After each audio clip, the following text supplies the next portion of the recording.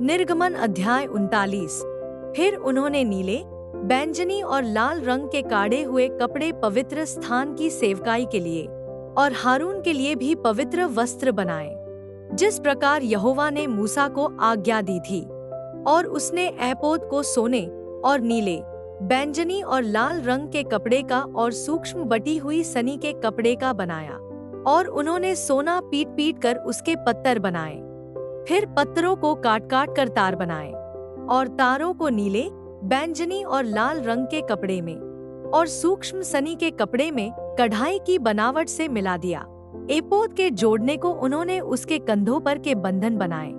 वह तो अपने दोनों सिरों से जोड़ा गया, और उसके कसने के लिए जो काढ़ा हुआ पटुका उस पर बना, वह उसके साथ बिना जोड़ का और उसी की बनावट के अनुसार, अर्थात सोने और नीले, बैंगनी और लाल रंग के कपड़े का और सूक्ष्म बटी हुई सनी के कपड़े का बना, जिस प्रकार यहोवा ने मूसा को आज्ञा दी थी। और उन्होंने सुलैमानी मणि काटकर उनमें इस्राएल के पुत्रों के नाम जैसा छापा खोदा जाता है वैसे ही खोदे, और सोने के खानों में जड़ दिए। और उसने उनको एपोद के कंधे के बंधनों पर लगाया, जिससे इस्राएलियों के लिए स्मरण कराने वाले मणि ठहरें, जिस प्रकार यहोवा ने मूसा को आज्ञा दी थी। और उसने चपरास को एपोद की नाई सोने की और नीले, बैंगनी और लाल रंग के कपड़े की और सूक्ष्म बटी हुई सनी के कपड़े में बेल बूटे का काम किया हुआ बनाया। चपरास तो चौकोर बनी, और उन्होंने उसको दोहरा बनाया, और वह दोहरा होकर एक बित्ता लंबा और एक बित्ता चौड़ा बना। और उन्होंने उसमें 4 पांति मणि जड़े। पहली पांति में तो माणिक्य, पद्मराग और लालड़ी जड़े गए, और दूसरी पांति में मरकत, नीलमणि और हीरा, और तीसरी पांति में लशम, सूर्यकांत और नीलम, और चौथी पांति में फीरोजा, सुलैमानी मणि और यशब जड़े। ये सब अलग अलग सोने के खानों में जड़े गए। और ये मणि इस्राएल के पुत्रों के नाम की गिनती के अनुसार 12 थे। 12 गोत्रों में से एक एक का नाम जैसा छापा खोदा जाता है वैसा ही खोदा गया।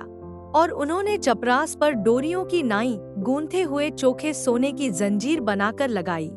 फिर उन्होंने सोने के 2 खाने और सोने की 2 कड़ियां बनाकर दोनों कड़ियों को चपरास के दोनों सिरों पर लगाया। तब उन्होंने सोने की दोनों गूंथी हुई जंजीरों को चपरास के सिरों पर की दोनों कड़ियों में लगाया,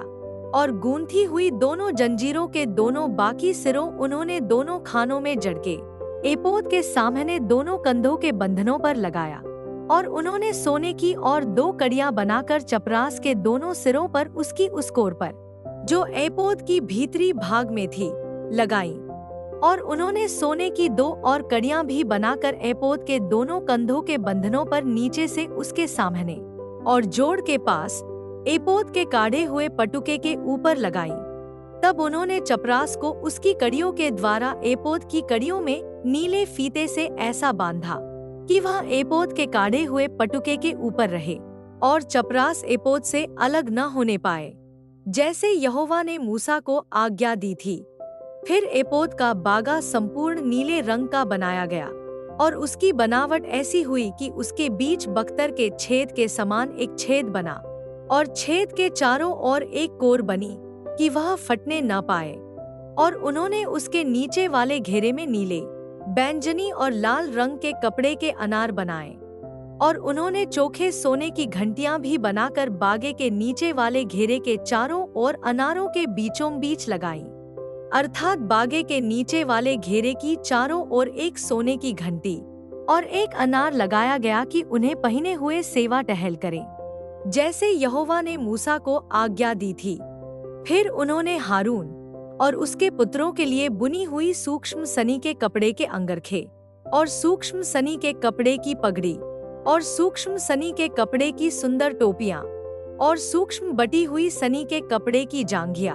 और सूक्ष्म बटी हुई सनी के कपड़े की और नीले, बैंगनी और लाल रंग की कारचोबी काम की हुई पगड़ी, इन सबों को जिस तरह यहोवा ने मूसा को आज्ञा दी थी वैसा ही बनाया। फिर उन्होंने पवित्र मुकुट की पटरी चोखे सोने की बनाई, और जैसे छापे में वैसे ही उसमें ये अक्षर खोदे गए, अर्थात यहोवा के लिए पवित्र। और उन्होंने उसमें नीला फीता लगाया, जिससे वह ऊपर पगड़ी पर रहे, जिस तरह यहोवा ने मूसा को आज्ञा दी थी। इस प्रकार मिलाप वाले तंबू के निवास का सब काम समाप्त हुआ, और जिस जिस काम की आज्ञा यहोवा ने मूसा को दी थी, इस्राएलियों ने उसी के अनुसार किया। तब वे निवास को मूसा के पास ले आए, अर्थात घुंडियान, तख्ते, बेंडे, खंभे, कुसरियां आदि सारे सामान समेत तंबू, और लाल रंग से रंगी हुई मेढ़ों की खालों का ओढ़ना, और सुइसों की खालों का ओढ़ना, और बीच का पर्दा, डंडों सहित साक्षी पत्र का संदूक, और प्रायश्चित का ढकना, सारे सामान समेत मेज, और भेंट की रोटी, सारे सामान सहित दीवट, और उसकी सजावट के दीपक, और उजियाला देने के लिए तेल, सोने की वेदी, और अभिषेक का तेल, और सुगंधित धूप, और तंबू के द्वार का पर्दा, पीतल की झंझरी, डंडों, और सारे सामान समेत पीतल की वेदी, और पाए समेत हौदी, खंभों, और कुसरियों समेत आंगन के पर्दे, और आंगन के द्वार का पर्दा, और डोरियां, और खूंटे, और मिलाप वाले तंबू के निवास की सेवकाई का सारा सामान, पवित्र स्थान में सेवा टहल करने के लिए बेल बूटा काढ़े हुए वस्त्र, और हारून याजक के पवित्र वस्त्र, और उसके पुत्रों के वस्त्र जिन्हें पहनकर उन्हें याजक का काम करना था, अर्थात जो जो आज्ञा यहोवा ने मूसा को दी थी, उन्हीं के अनुसार इस्राएलियों ने सब काम किया। तब मूसा ने सारे काम का निरीक्षण करके देखा कि उन्होंने यहोवा की आज्ञा के अनुसार सब कुछ किया है, और मूसा ने उनको आशीर्वाद दिया।